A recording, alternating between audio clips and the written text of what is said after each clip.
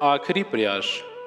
एक समय की बात है, एक राज्य में एक प्रतापी राजा राज करता था। एक दिन उसके दरबार में एक विदेशी आगंतुक आया और उसने राजा को एक सुंदर पत्थर उपहार में दिया।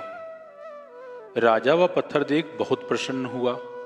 उसने उस पत्थर से भगवान विष्णु की प्रतिमा का निर्माण कर उसे राज्य के मंदिर में स्थापित करने का निर्णय लिया और प्रतिमा निर्माण का कार्य राज्य के महामंत्री को सौंप दिया।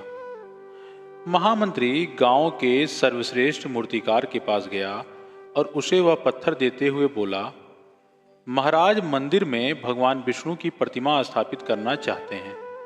7 दिवस के भीतर इस पत्थर से भगवान विष्णु की प्रतिमा तैयार कर राजमहल पहुंचा देना। इसके लिए तुम्हें 50 स्वर्ण मुद्राएं दी जाएंगी। 50 स्वर्ण मुद्राओं की बात सुनकर मूर्तिकार बहुत खुश हुआ और महामंत्री के जाने के उपरांत प्रतिमा का निर्माण कार्य प्रारंभ करने के उद्देश्य से अपने औजार निकाल लिया। अपने औजार में से उसने एक हथौड़ा लिया और पत्थर तोड़ने के लिए उस पर हथौड़े से वार करने लगा, किंतु पत्थर जस का तस रहा। मूर्तिकार ने हथौड़े के कई वार पत्थर पर किए, किंतु पत्थर नहीं टूटा।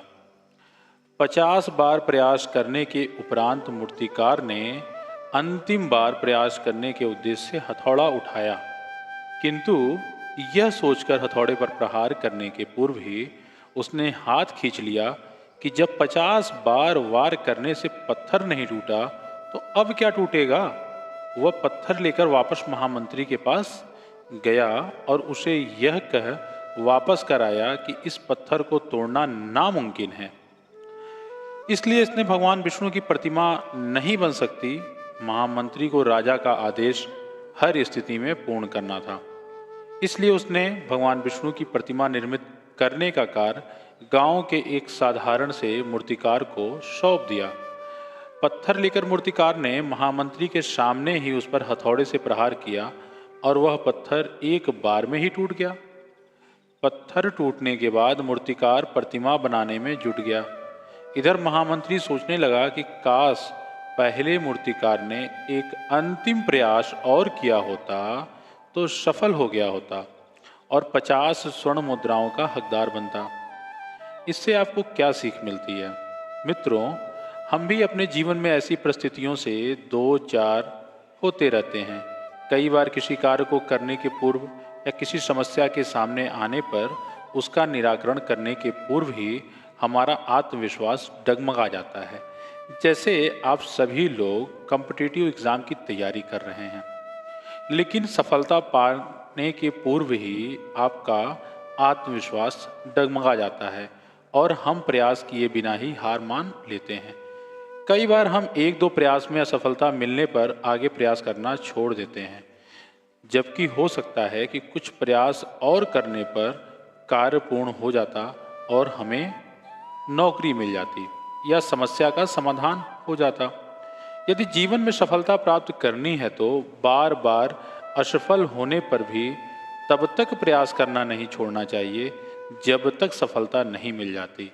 क्या पता जिस प्रयास को करने के पूर्व हम हाथ खींच लें वही हमारा अंतिम प्रयास हो और उसमें हम कामयाबी प्राप्त हो जाए। हो सकता है कि आपका वही अंतिम प्रयास आपको सफल बना दे और आपको सरकारी नौकरी दिला दे।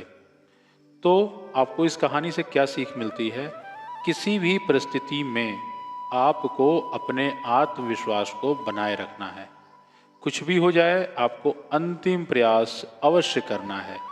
जिस दिन आपको ऐसा लगे कि अब बहुत हो गया, अब हमसे नहीं हो सकता, अब हम प्रिपरेशन नहीं कर सकते, अमूमन आपको देखने को मिलता होगा आजकल बच्चे एग्ज़ाम में सफल नहीं हो पा रहे हैं तो कुछ गलत कदम उठा ले रहे हैं।